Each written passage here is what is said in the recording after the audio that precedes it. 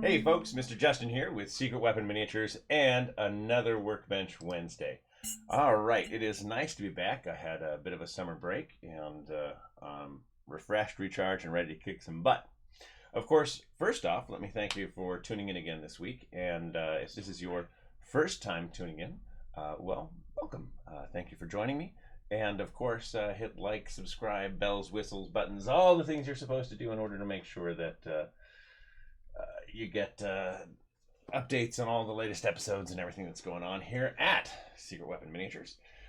Today, I will actually be answering a couple of questions from Daniel in Australia specifically about how to use the Dirt and Dust trio in the weathering line. So I'll pull those out. Answer his questions and get a little video for him.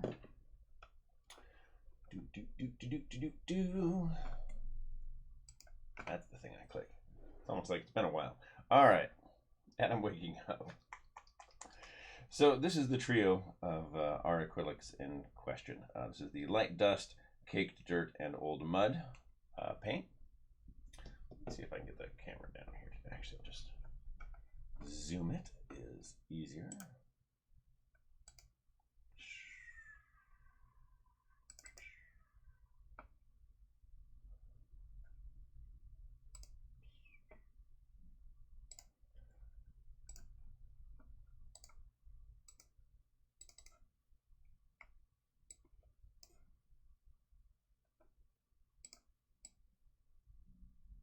Look at it. There we go. All right. So we've got old mud, caked dirt, and light dust. So the first thing I'm going to do is actually reach over here to my handy dandy stash of supplies and get a bit of blister foam. I'm going to do this first without my airbrush, and then I'll do some in just a little while with the airbrush. So let's see. The ones that I want to have heavier dirt are these couple here.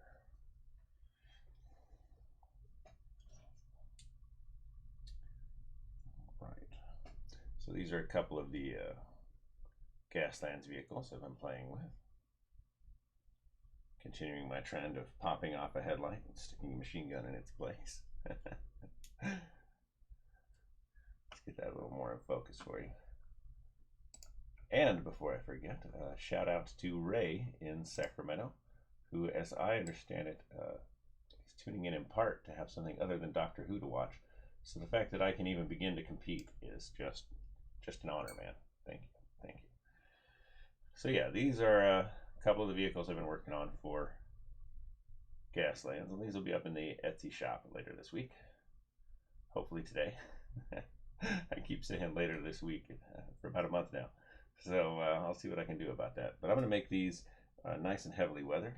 Little basket on the back. And there's still work to do, obviously, like the grill and everything. I'm going to need to do a wash over some of this. But I can do that dirt work now.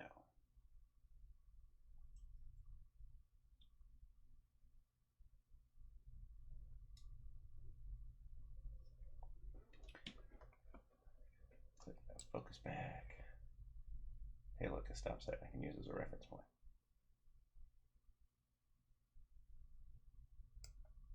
All right.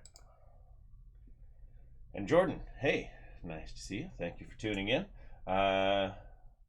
Take it the windows must be brass etch pieces.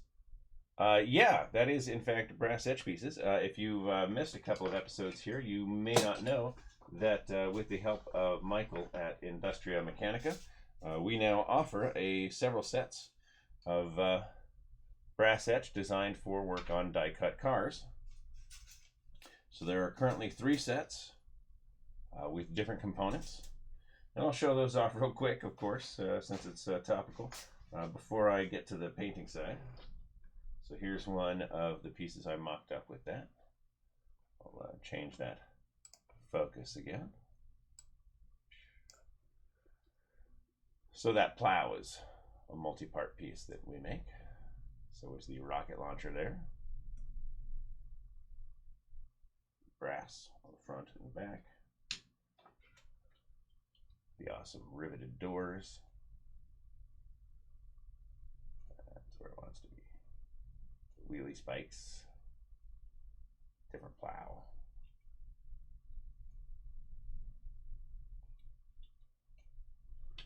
Where else did I use some brass that I can see handily? That's all I see handily at the moment, so I'm not going to dig too much because so many other things to play with today. All right, so Daniel, let's get you going here. Pop open my palette. Super clean, ready to go. All right. Some of that paint is still wet too. I love it. So I'm going to pull off a few little clumps of foam here. And I will start, let's see, engines in the front on that one. So here's a trick. This is a realism in weathering trick.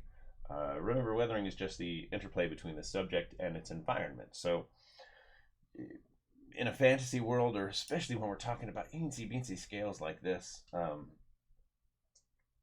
you don't always have to worry as much about the realism. It's up to you to play. You know, particularly, you know, fantasy game players, whether it's Warma Hordes, Infinity, 40K. You know, in a case like that, I mean, the mud on Mars is going to be different than the mud in Kursk. So, meh. But as a general rule, mud will dry faster, the closer it is to a heat source. So if you're going to do heavy mud on something like, that's not a great example, but that one would be in the back. So let's say here on this guy. All right, I've got that big engine here in the front, and I wanted to make it really muddy in the front. What I would do is actually put the light color closest to the engine and the dark color furthest away, because it's actually going to dry backwards. Whereas at the back of the vehicle, I would put the light dark color first, because it's going to stay wet down here longer. But it's just the random crap that goes through my head when I start doing this. So let's get started, shall we?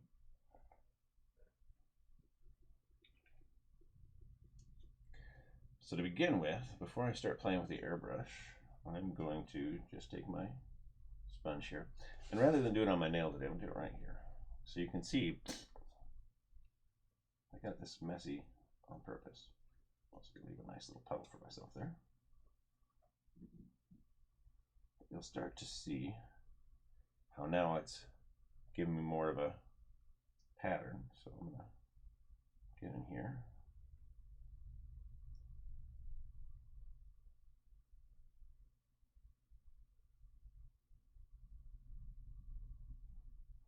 As usual, I'm going to use my fingers a lot to stipple away some excess if I'm not happy how it looks.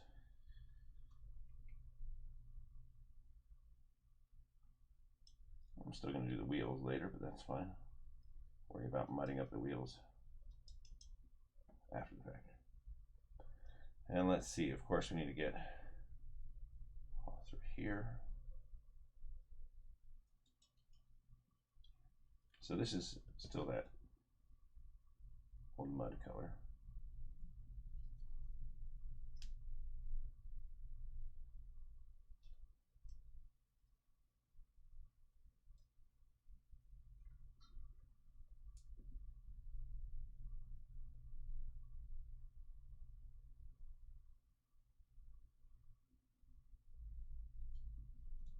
Here we are. Ooh, that focus is awful. Sorry about that.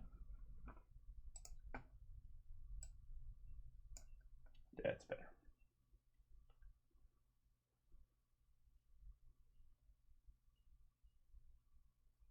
And then set that one aside. Grab the caked dirt.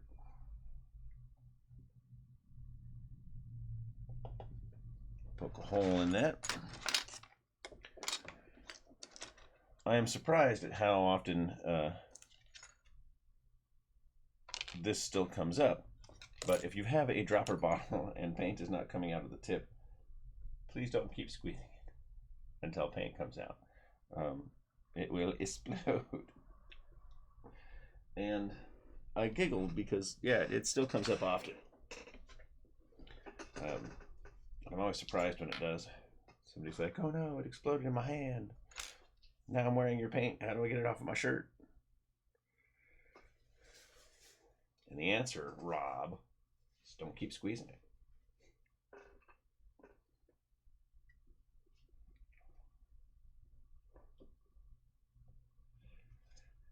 All right. So this is the caked dirt. And I'm going to do this quite a bit lighter than I did the old mud because I want to start creating texture now.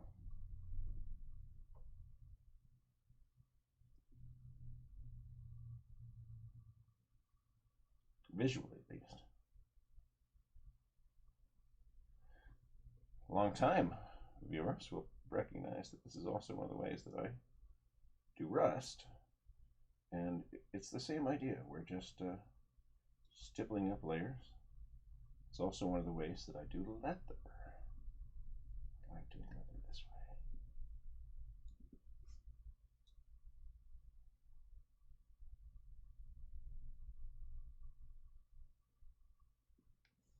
All right, last but not least, a little light dust. Of course, in a little bit, I'll come back and I'll knock it up a level with the use of some pigments, dry pigments.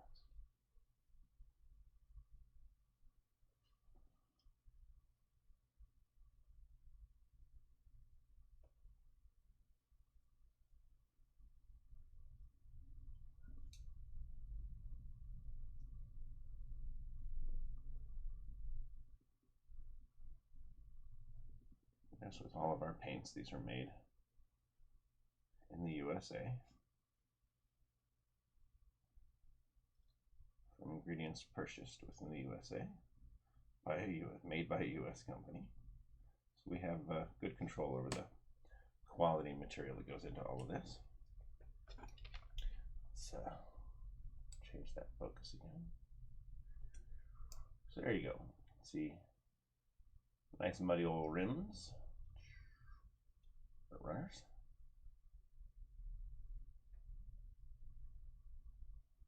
Visual texture. Looks good on the door. And again, I'll kick that up quite a bit when we turn that into or add some dry pigment to it. All right. But for the moment, let's airbrush some of that.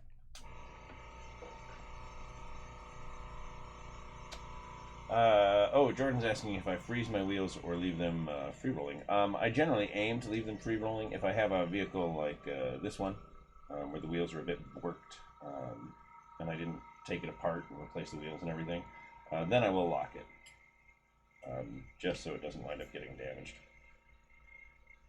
Bend the wheel into shape, glue it against the frame.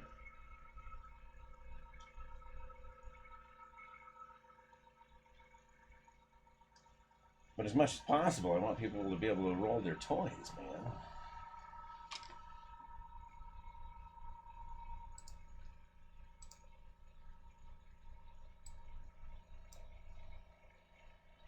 Let's see what I can do for focus here. That looks pretty good.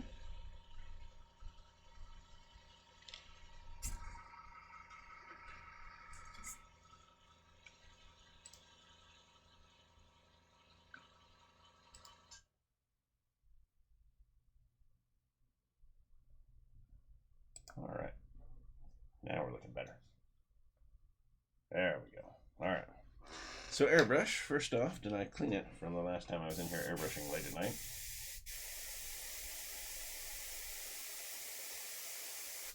Appears to be a yes, but it's catching. Where are you catching? Oh, it didn't fully clean the needle.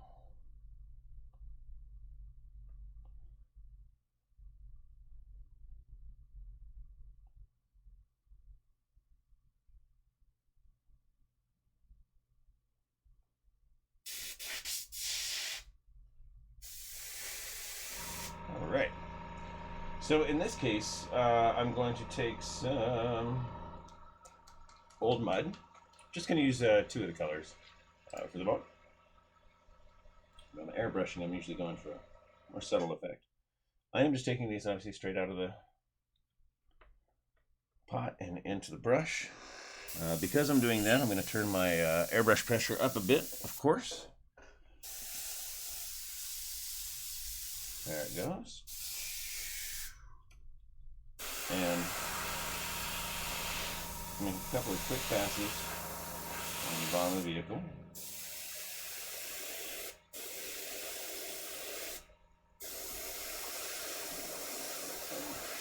Underneath that corner. So I'm aiming the direction as the mud would go through the wheel and everything. And then across here, same thing. But now down. And across here. Pick mud up everywhere there.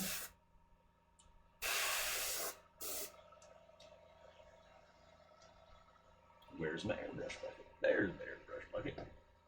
Covered in plastic hard strip and rod and everything because I've been doing so much work on Gaslands vehicles. Having such a good time.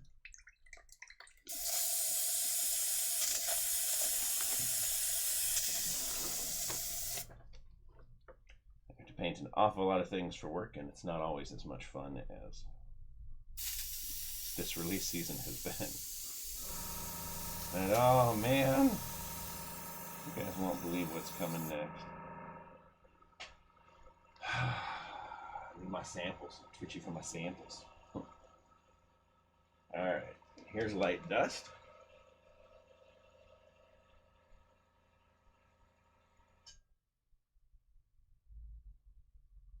Just 4 little baby drops.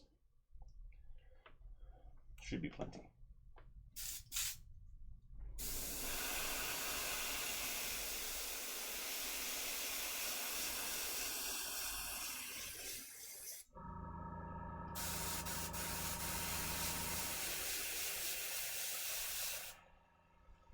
There's our bottom dusting.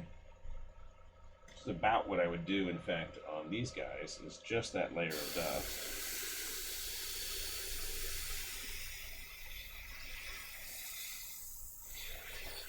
Effectively like a little glaze going from the front of the vehicle.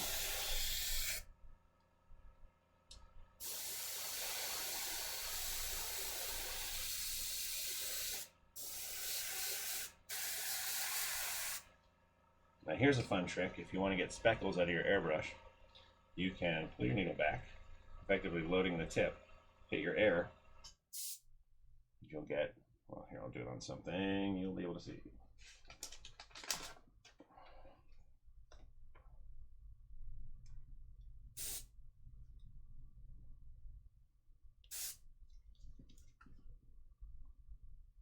I say you'll be able to see it, but only if I turn off auto white balance, apparently.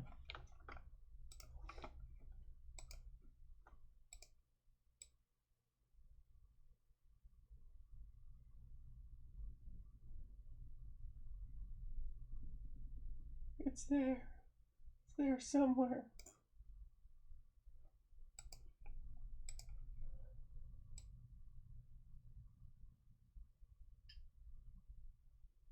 Wow, I'm just not going to pick up this whole little bit for you. How very interesting. In a bad way. So let me do it with a darker color and give you guys a chance to see it. Let's see, what have I got? What have I got? What have I got? Here's some sepia.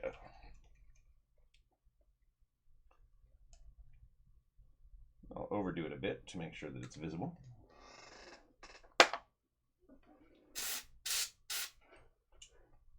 So I'm loading, aiming, spraying. That you can see. So I can get those speckles from the airbrush this way too.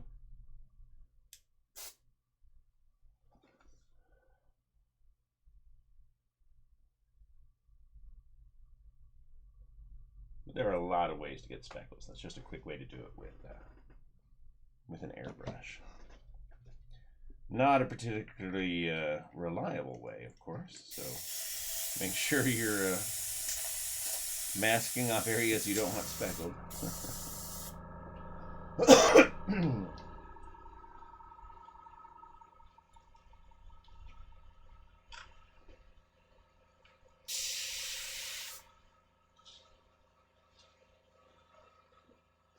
Brush quick clean.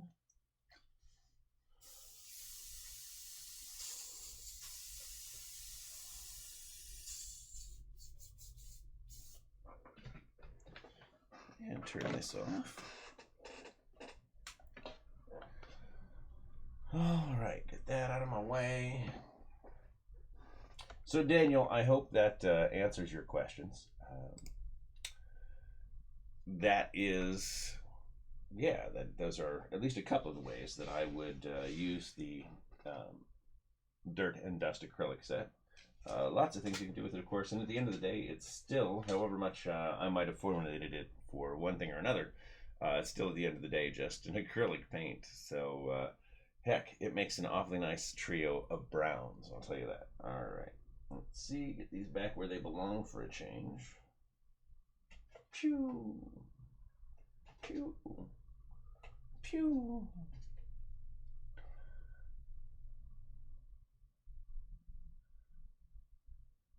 And Jordan mentions brush flicks, and let me talk about a couple of ways to get those. Since Jordan, you're saying they don't really work for you at this scale, give you a couple of examples of what we can do to make up for that. So sit here just peeling glue out of a brush because, of course, my brushes are loved for and cared for. And yeah, no, it's not a thing. All right. So I've got a trio of brushes here, one of which is obviously a toothbrush. And when we talk about flicking at this scale, or flicking in general, I'll show you guys what folks generally do. And I'm going to stick to that sepia ink because y'all can see it. Oh, wait, this is my Payne's Gray. That's my Payne's Gray. I'm going to stick to my Payne's Gray because it's beautiful.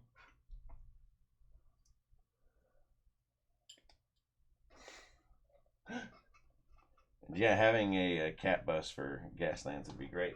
And that is actually not a calendar. That was a print that was given to us, a little poster by my friend Michael. We keep the Totoro print up to help keep the studio happy. All right, so most of the time I see people talk about flicking. It involves taking a stiff brush, and I'm going to use my toothbrush for this. Honestly, when I'm using this technique, it's the brush I use most often. And you get paint on the bristles of your brush, and you take your thumb and you go flick, flick, flick, flick, flick, flick, flick, flick, flick, flick, flick, flick, flick, right? And that's great. Lots of fun applications for this. Get it out of the light a bit, where you can see it. Hey, look. Diffuse the light a lot. There we go. So that's a quick flick from the toothbrush. And that's great. I've actually seen this used to great effect to make starscapes and stuff. It was all the rage for a while to do this on capes. Oh my God. If I had $1 for every starscape cape I saw, or starscape Eldar floater, oh my God. I probably wouldn't be sitting here now. I'd be on the beach. It'd be great. Those are fun years, though. Airbrushing was new. The world was changing. All right. So part of the reason this doesn't work in smaller scales is it's difficult to mask off, and you can get better at that with practice. Using the same brushes, you can get to a point where you can get fair control, but as I'm sitting here being very gentle, you know, I still got an awful lot of extra spray. As Jordan points out, not always useful at a tiny scale like this. So what I'm going to do is actually load up a different brush. This is not a stiff brush. You'll note, have you see that this is in fact soft brush. Wipe that up. So what I'm going to do is load it up. I'm going to use a different brush. I'm going to tap.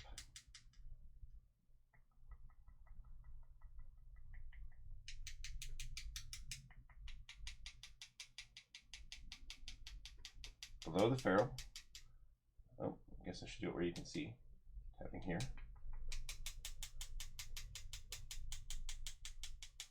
And in that case, pull that off my schmutz there. I get a fair bit more control, and I get enough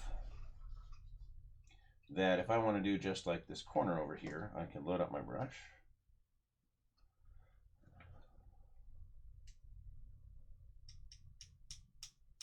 Because I can vary the pressure.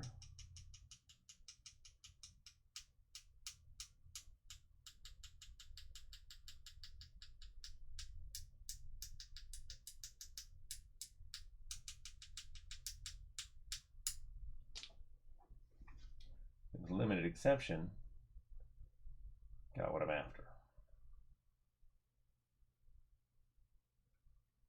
And yeah, a blood effect is a great reason to flick a brush. And with a small stiff brush, just don't have anything that small. It's also going to be stiff because I don't use those very often in here. I'll have something like that out in the garage portion of the studio because I'll use a stiff brush like that when I'm oil painting or preparing an acrylic canvas. It's anyway, but not in here. I'm like, why in here? Don't need stiff brushes in here. I certainly do a lot of dry brushing. I also do my dry brushing with soft brushes, not stiff brushes. Most of it anyway. I will occasionally pull out something like a goat hair brush, but generally not. Generally I want to keep the brush soft. Fluffy, soft and fluffy. Clean the toothbrush before I forget, because I usually forget.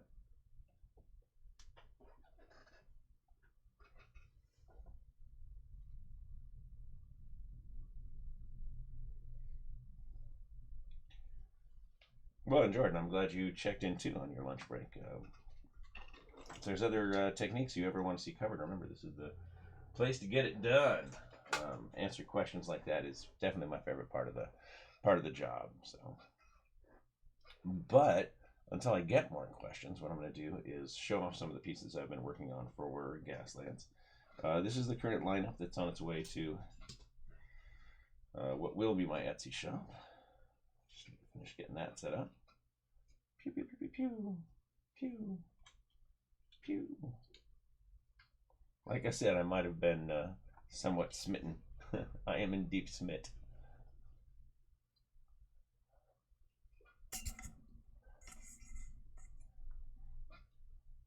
So these feature our brass quite heavily, and these two are more just for chiggles. And this one's got a couple of pieces on it still. So the side panels, the front screen, which I need to put a wash over to clean it off or to re-detail it, the rear screen. The one we've just been playing with the stop sign on the back and everything. The cross bones here is a secret weapon brass too. This little guy, which is just the rocket launcher actually.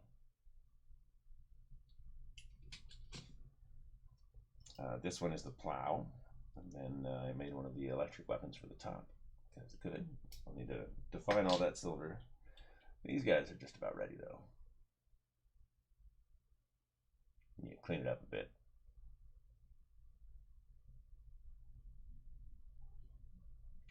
Yeah, that stop sign is on one of the brass frames as well. Yeah, the stop sign here comes in one of the frames. See if I can spot that for you. If I've already taken them all off. It was on set number 3 because it also comes with a yield sign. So let's see if I have another 3 here. Should. I say should because Seamus has also gotten into Gaslands, and It's been fun watching him do up some cars as well. Yeah, here's the stop sign. There's another 7-3. Yeah, so here's our little brass stop sign. Little brass yield sign. The wheel covers and wheel spikes, and here's the spiky plow and cupola and hatch.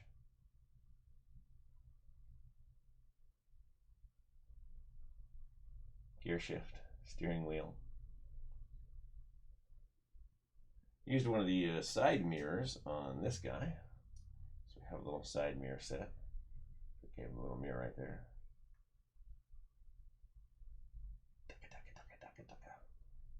This little bit.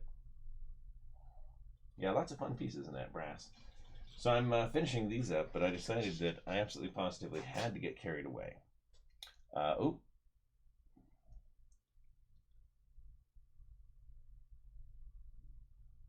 Oh yeah, this is shallow surface etch on a lot of these, Jordan. And specifically, one of my favorite things on this set,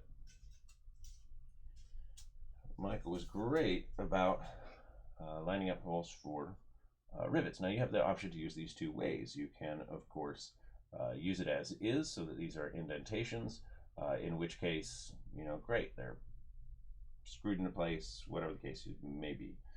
However, you can take a probe, toothpick, pencil, pen, and poke each of those, which is how I got the raised rivet effect on the outside of this one. So each of these is in fact a raised rivet. It has that surface raise. See them? There, look down there, you can see all the tickety-tackety-tack. And yeah, that's just because I took a probe and I pushed them all through from the other side. So now I have these raised rivets.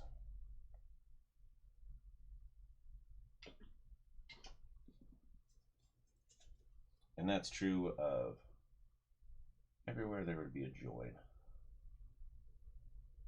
So again, you have the option to use it both ways. And I have in here, I've used that both ways, where it's riveted into place versus where the indentation would go in.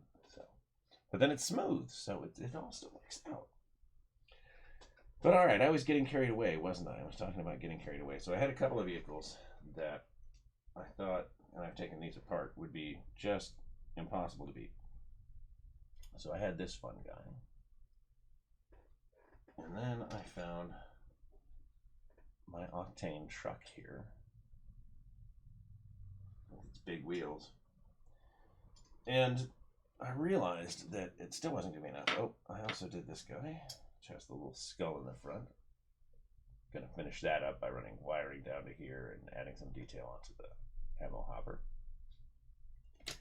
But it still wasn't enough, so I had started this one, posting photos on Instagram, and I think I might have started on one of the Workbench Wednesdays, but I'm not positive. But I got it to this point, and that was easy. This is a plastic body in this case, so it was really easy to cut. This is the engine that it came with. This is the engine that I'm adding. But then it needs an extra set of wheels. So it's going to be a real monster. And I've already drilled out spots on the top to add poles. I'm not sure what I'll do for guns. This is going to wind up on the Etsy shop, so I'll probably put it up and then give a couple of options for guns that will be included with that price if somebody wants it, because as a Gaslands player, you might not. Having done that, though, I was like, all right, that's pretty cool. I definitely like this multi-engine, Fury Road kind of thing we've got going on here. So I got carried away again by attaching these two. There are seats in there, but I'll wind up hiding that as I finish.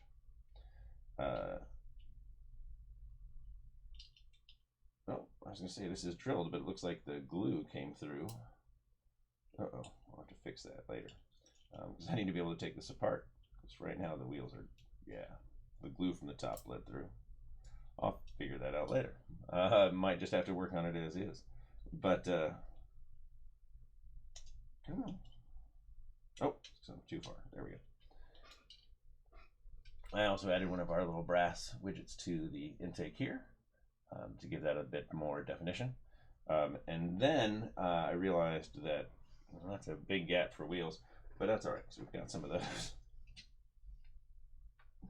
So I'll make a little axle and all of that for this. And yeah.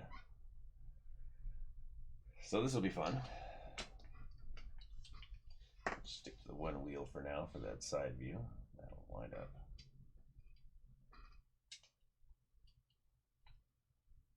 Here. Vroom vroom. So these have been fun, definitely. I cannot complain in any way, shape, or form. But now, since I haven't seen any new questions come up, I'm gonna get back to work on these guys and see what I can do to finish them up here. What I actually want to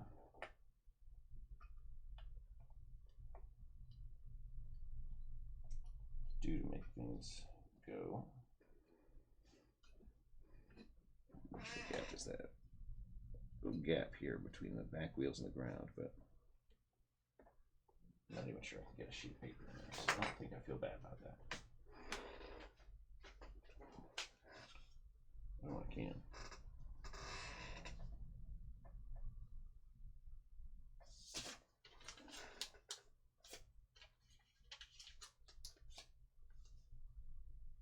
Oh, I really can. All right. So it's still less than a millimeter. But what can I do to fix that?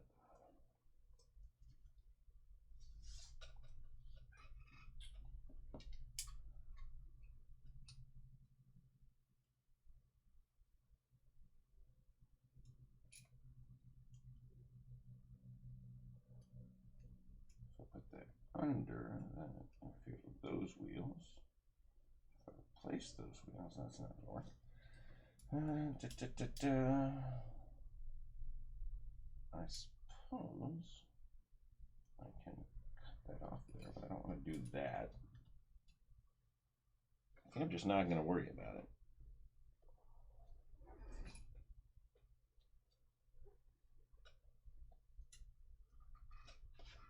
See how this looks here.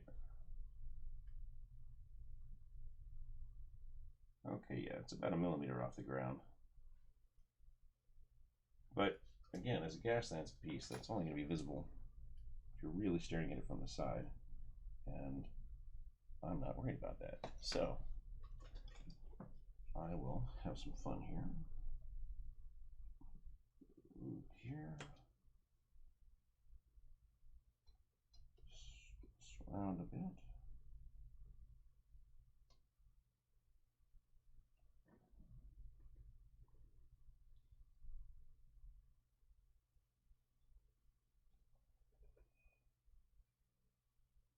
Leave that to dry and come back to this one. Let's get this one going. So shiny.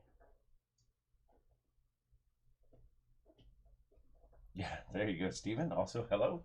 Nice to see you. Thank you for tuning in today. Plastic card.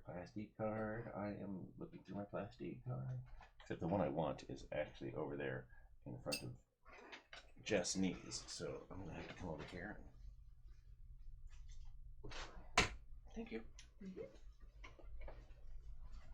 The great thing about having all your plastic art organized is that you have all your plastic art organized. I'm just saying, it's pretty great. Ooh, and all the hobby knives are in the living room because we took them to Lake Tahoe. You have a Kniff happy or happy handy? That's right. I'll grab the drawer. You have mine in the drawer? I do, and the drawer's in the living room. I'll be right back, folks.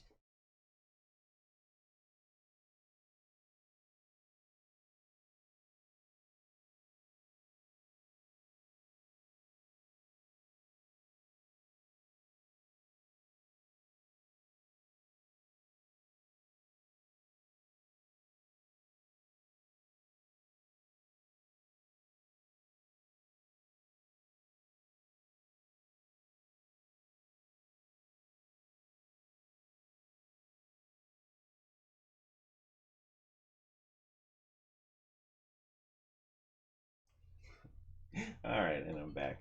The nice thing about taking your hobbies up to Tahoe is that I can just grab this drawer, toss some clippers into it, and take the whole thing up to Lake Tahoe so that my wife can build a gunpla, which is great. She built a Momo Kapul, the little penguin suit.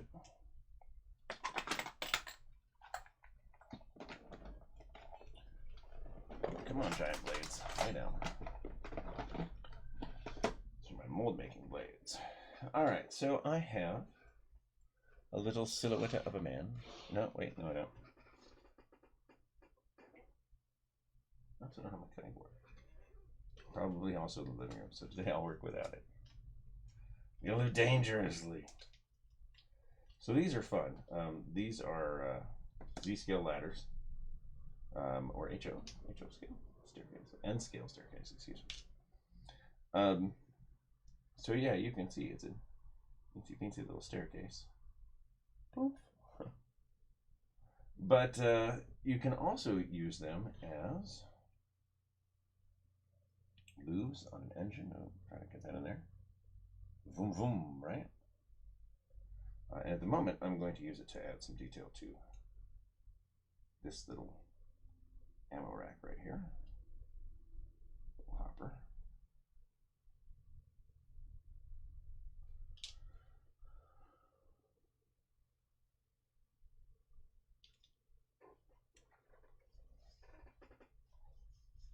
Keep getting it zoomed in. But I'm on my workspace and you can't see me. Right. It's zoomed in, Justin.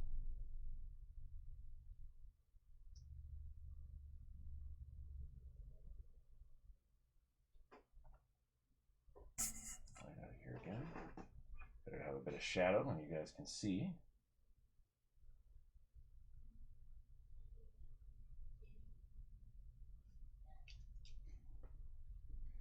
Here,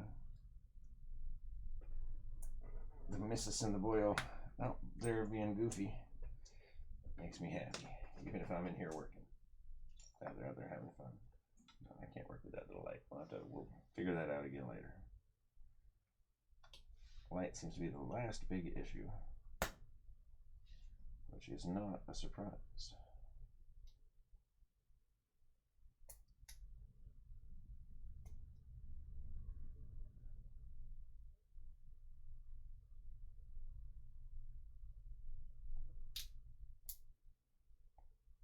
All right, so now I've got my little dealy bob. This back together. I'll have my machine gun. All the little detail through here. Fun, fun, fun. So that one will be ready to spray. All right, let's take a look back at this guy. It's 2 engines. All right. So I am looking for that compromise now on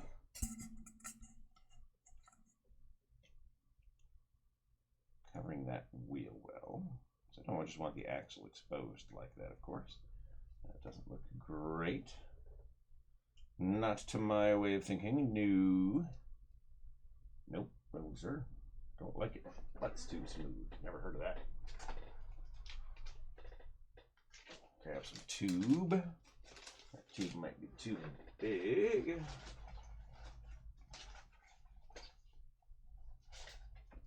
The trick to not having your plastic card organized as it sits on your desk is that it's not organized. There we go. That's the one I'm looking for. Oh, my 5 mil.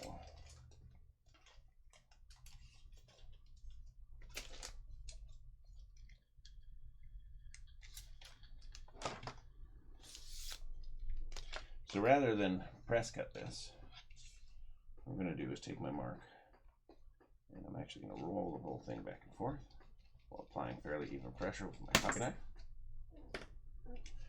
Works similar to a pipe cutter, but whereas a pipe cutter, the metal ones generally mean that you have to apply more pressure to the plastic than anything about this is going to appreciate. Okay.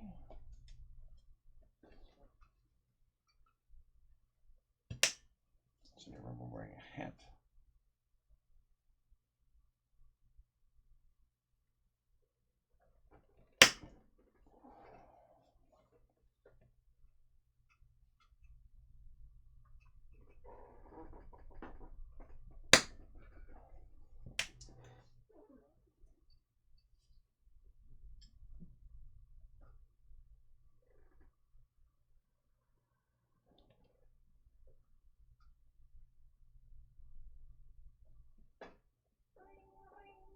That's interesting. Sorry, that shouldn't be happening. My phone should be on D&D. The things you forget sometimes. It has been a while. Alright, so I'm making a rough sort of cut here.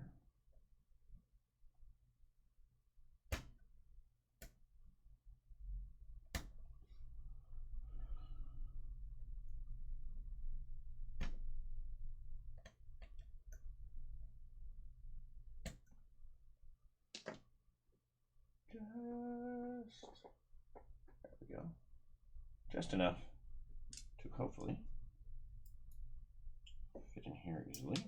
Woo, woo, woo! It's a runaway piece.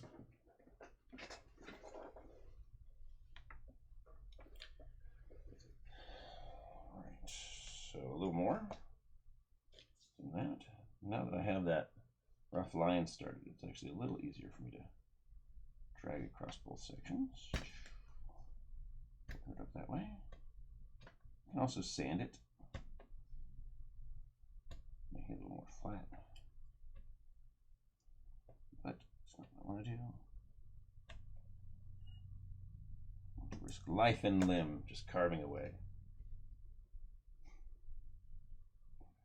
Mostly because I want that nice rough look that we've come to expect from Gaslands pieces, right? Of course, right. There it is.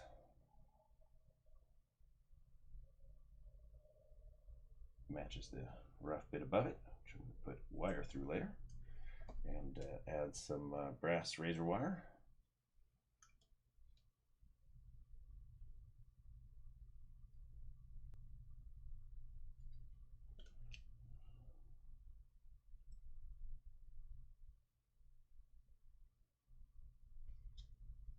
Position that a little more evenly. There we are. Ooh. Pressure from the hobby knife was enough to pick the darn thing up.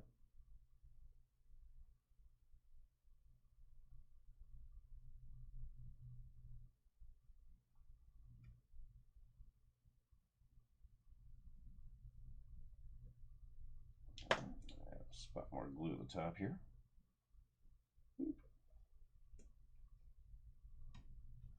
And that one will be good to go for the moment. So this one, I'm actually going to do the wires after I have it painted, because then I can actually take some red and green wire or something and twist it down and stick it into that little compartment down here while I have the other batteries to paint, or the other wires that I'm going to paint. So that one is actually ready to spray. This one is close.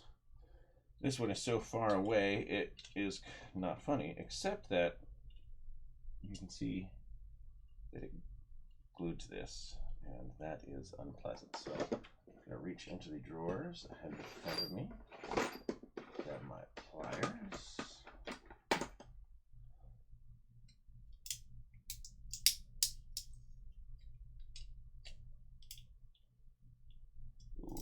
Ooh, not the part I wanted to take off. All right. But I can't have this base on here as is, so hopefully, nope, I'll have to get some stripper in there to break down the glue. Man, what a bummer.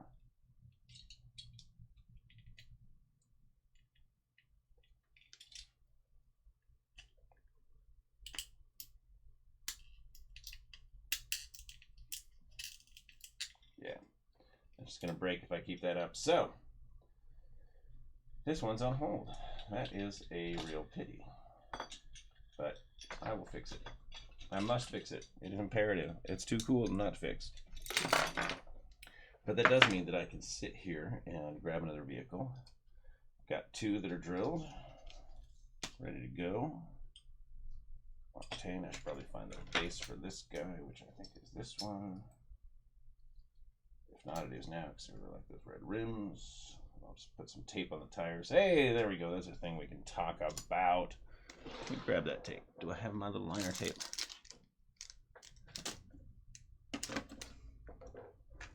Teeny tiny tape. Teeny tiny wheels.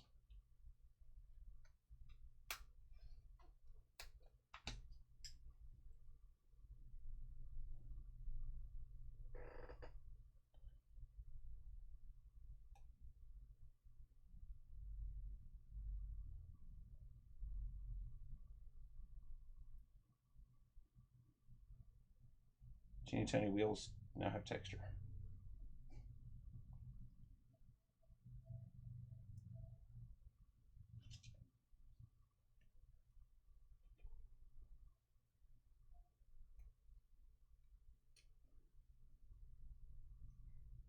And I'll trim off that outside edge, and I can add texture to wheels this way. So just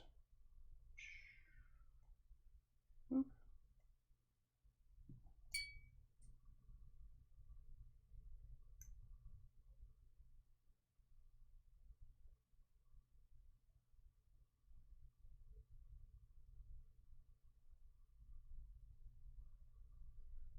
You can also use little baby nail scissors, but I'm actually not sure where those are. So I can cut this out. You can also use a heavier texture tape, like a blue painter's tape, just cut it to strips that'll fit, but this way you can actually very quickly add texture to your wheels. It's not the texture I want for these wheels, so I'm not going to do that. But I wanted to be able to show you how it works. Another easy idea, right? All right, so this guy's ready to go. This guy, might want to do something about the cockpit. I don't know.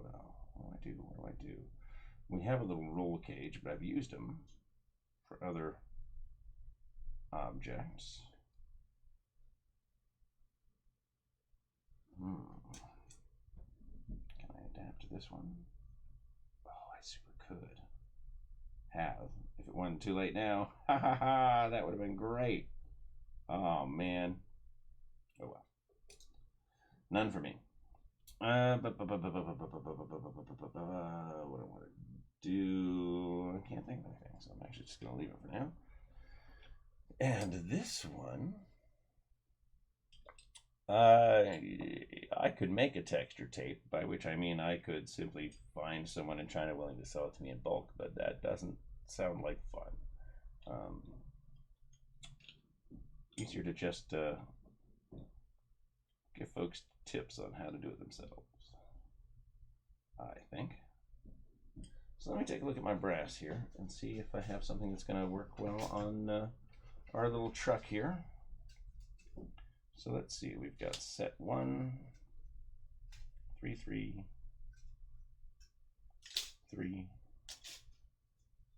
1, 2, 2. I'm looking over at my son's desk to see if I spot any brass. Oh, I don't, but Jess does. Ooh, hidden behind my ink samples. Attached to a gunpla shield. Thank you. Awesome. So we'll see what he didn't use yet, or hasn't used yet. Short answer is he's used most of it. I love it. I love it. I love it. I love it. Yeah, I woke up one morning and Seamus was up before me and he'd grabbed some brass and actually built some cars over here that have the plow on it and everything. And I mean this plow, the multi-part plow, all attached to his car. And he started telling me how you could turn it upside down and use that as a spoiler, and I was like, well, that's absolutely right and awesome and thank you. Yeah, no fear of the hobby for this one. All right, so let's see, this is a 2, this is a 2, this is a 1, effectively an empty one. Yeah, you can see where I took the plow off.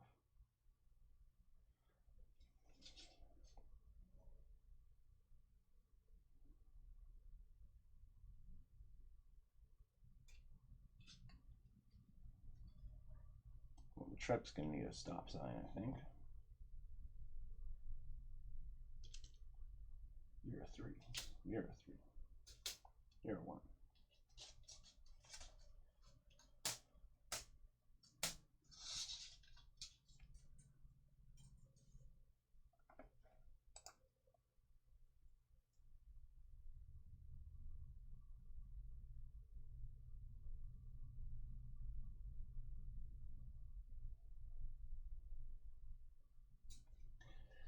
Well, for the moment, I don't think anything off of number 1 for the truck.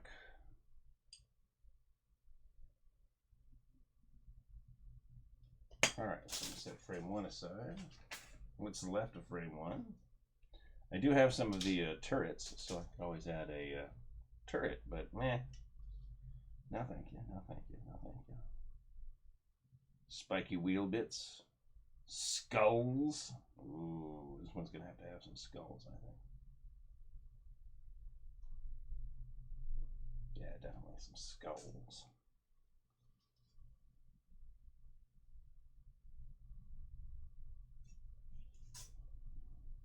All those years of 40K have rotted my brain. Everything has to have skulls.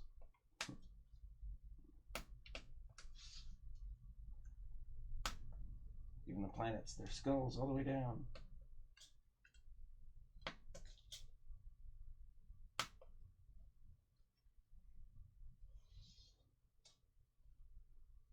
Get off those frets.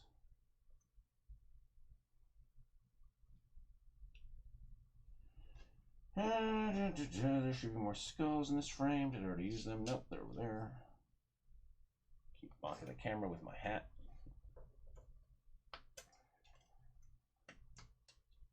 Didn't feel like putting my hair into a queue today or a bun, so wrapped it up in a hat, but now I'm going to keep bonking the screen with it. Sorry about that. Alright, so I have 4 teeny tiny brass skulls. I need my giant pile of business cards. Which I think I moved into a drawer recently. Decals. Oh, what do we got here? Ah, there they are. These were mine. So, I'm going to make a little pile. These have an aqueous coating on them, so that's good. They won't just absorb. I'm going to take a skull. This would be better if or easier if I heat the skulls first. But I'm not going to do that, because chances are good neither are you. Come here, you. Oh no, I'm gluing it to the paper. Of course I am.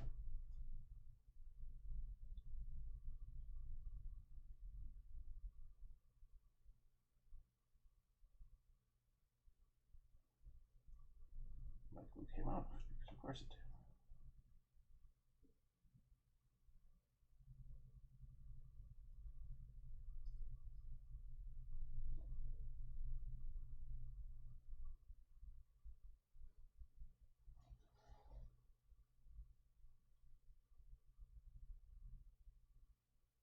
So I am, way off camera is what I am. I am gluing the top of the skull down first.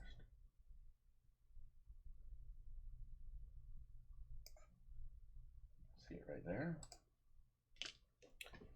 Grab cotton swab. Quickly dab away the areas around it because you don't want the cotton to stick to it. Once I'm fairly sure that's dry or drying, I'll use my fingers to boom. Press that down and take the body off. Now it contours to the piece itself, because the brass, of course, is flexible.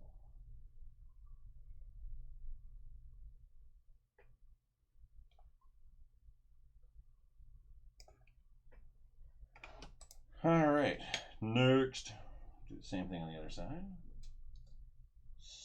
Ooh, stab, right bottom. Tip my blade there. Good news is it's not floating around somewhere on my desk.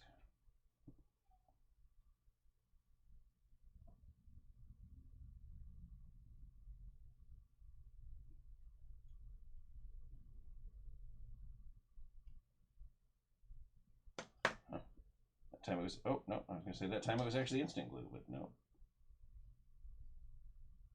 Oh, now you're out of place. Thank you. Now you're going to glue instantly. Haha, that's why I have 4.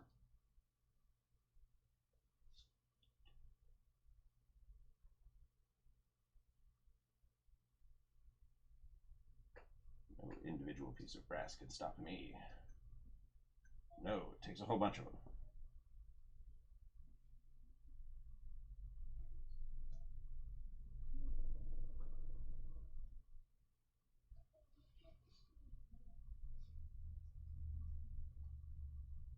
One second, folks.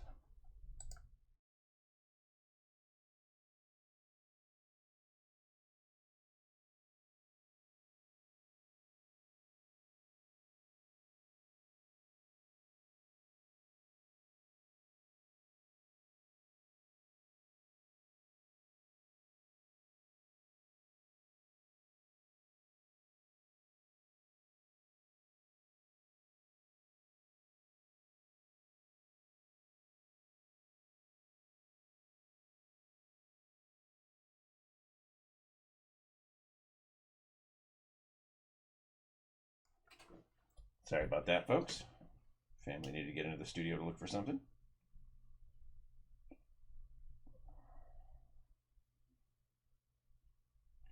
And while they were doing that, I got the other skull here. So now we've got our skulls on the side of this thing.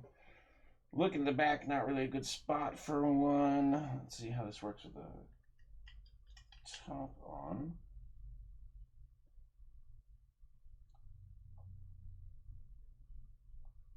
Maybe get that stop sign on the front of this because I like that stop sign. Yep.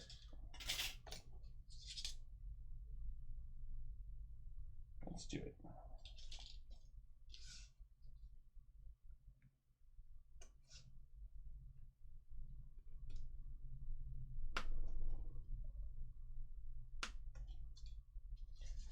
Boop. I'm applying this one the same way.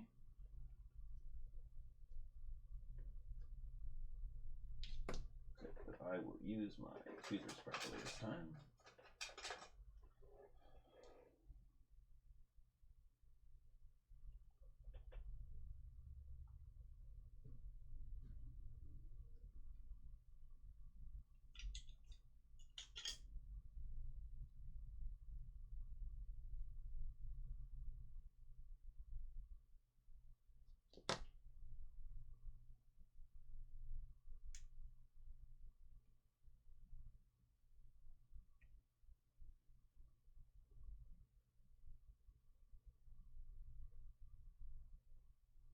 Got that on there.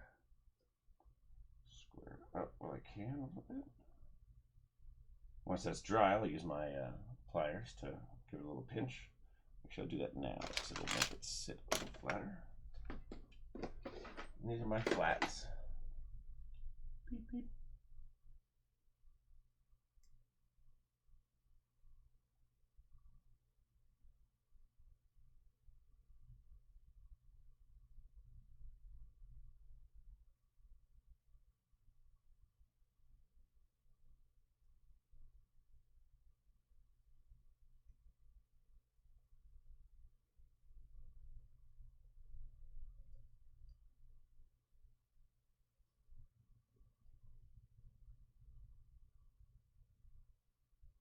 Go. Glue doesn't want to hold though, so I'm going to get that little spot right here now. Boop. Since it's already shaped, makes it a little easier to do it that way. Oh. It's like, but wait, now I have all the surface contact.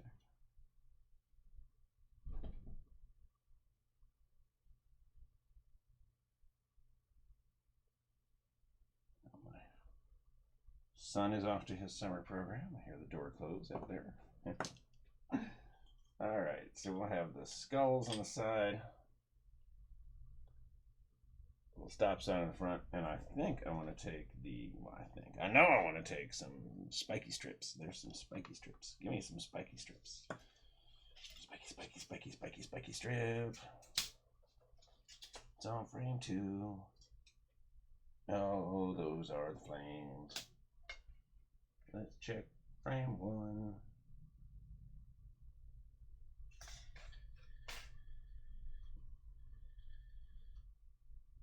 There they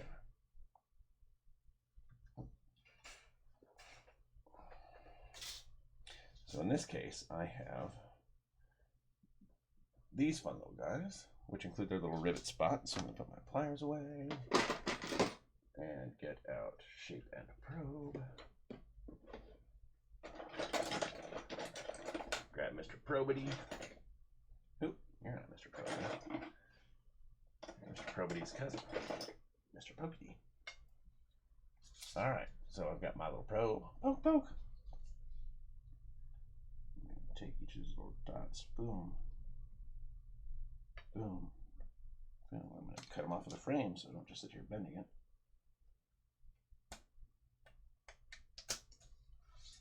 Where do you attach on the front? You don't, because you don't need to.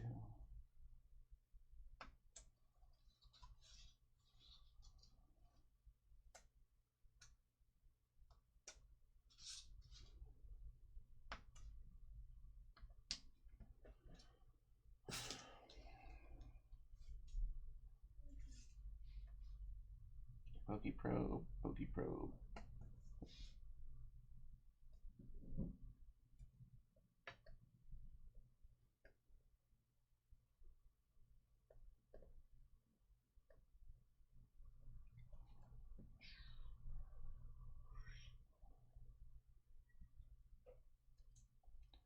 Ta-da, rivets.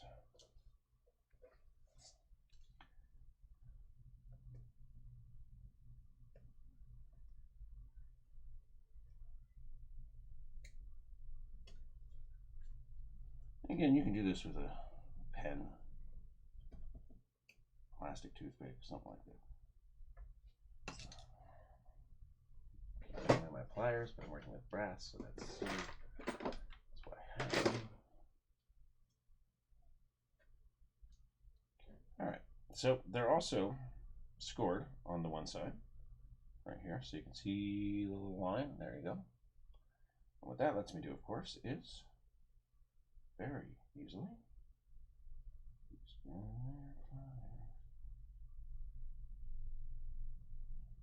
Hey, line up, would you?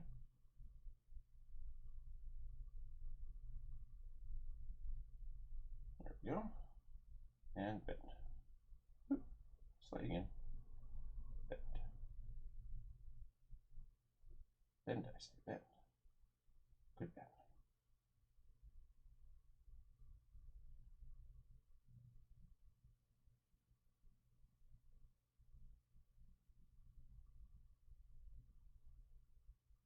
Second step. Spot so small it's hard for me to get my fingers on it. So I'm just sort of mushing it up with my hand. This would be best with a little brass station, but mine is in the garage somewhere. And I don't want to go digging for it. I also generally assume that most people don't have one, and so I try to stick to tools that kids have access to.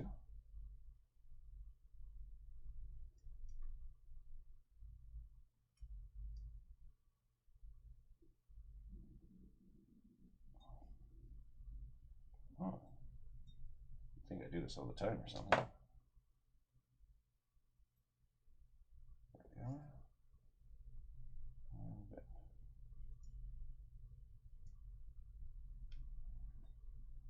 So there's my little spiky strip. Number 1.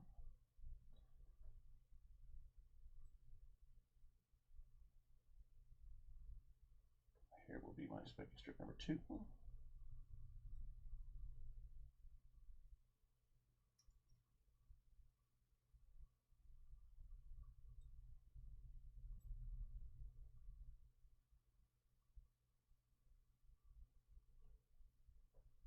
Fold, fold, fold, fold, fold, fold.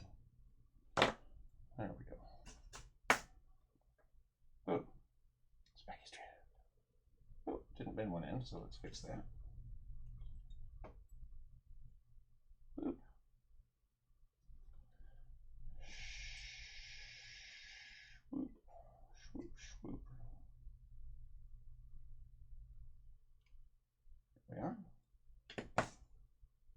So I've got my 2 spiky strips.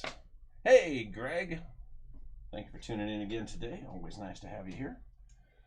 And let's put the spiky strips, I think they're going to go right here, over the skulls.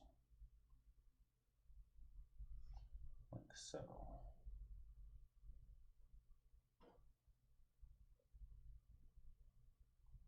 And by think, I mean it's up to me, so that's what I'm going to do. Grab my tweezers. Oh, tweezers. Also, apparently didn't bend together into this one. What a silly fellow.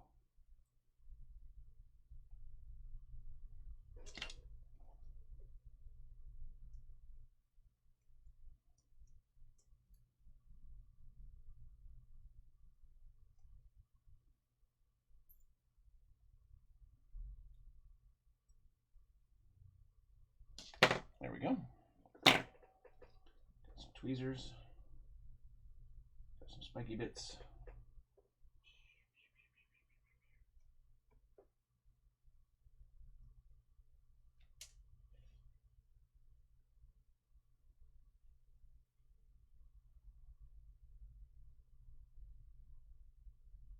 Oops.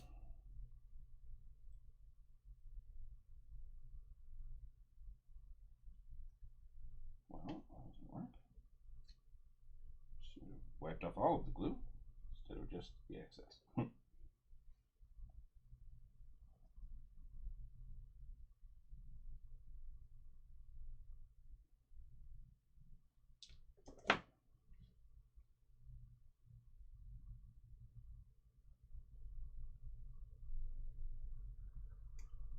There we are. Spiky bits.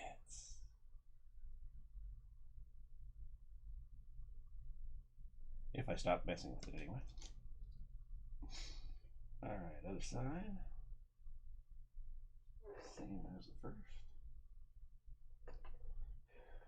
And I put the spiky bits down, or the rivety bits down. Line this up together.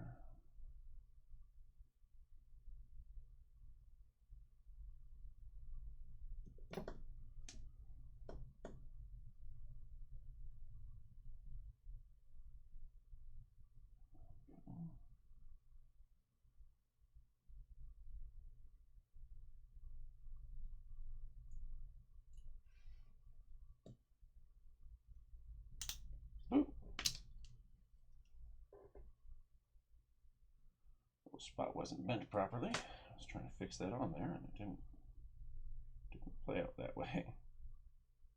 So let's glue that one back on. So I'm actually taking, I realize I'm doing this off screen, I've got my aqueous coated card here.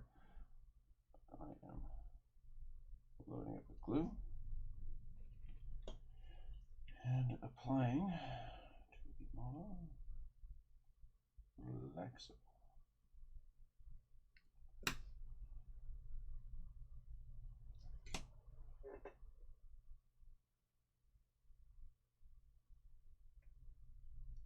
Well, come on. I know, it's a kind of a funky angle. Just need to be jaunty.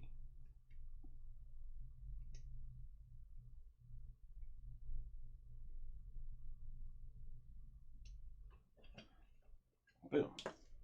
Both spiky bits are in place. Let's fix some focus way here.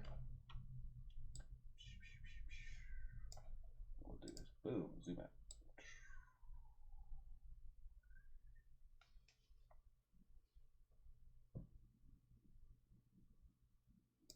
There we go. So you've got the skull, you've got the spiky bit, got our stop sign on the front.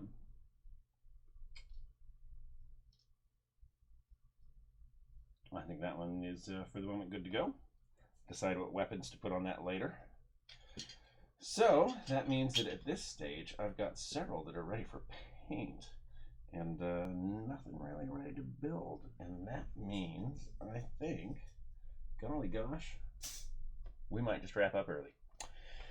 I hate to do it. I do. But without a bunch of fun projects in front of me, I'm running out of ideas here. So, being back from holiday, I think I will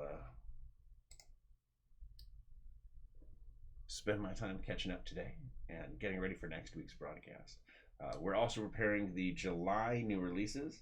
And of course, I'm working on getting everything ready for our next Kickstarter campaign. Excuse me, this time for the Secret Weapon pre-painted plastic bases.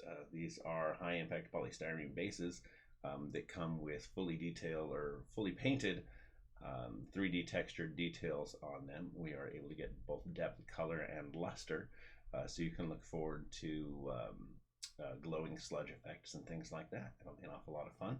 I should start having proper previews for those in, well, certainly by next week, and then launching here in July. Stay tuned for more.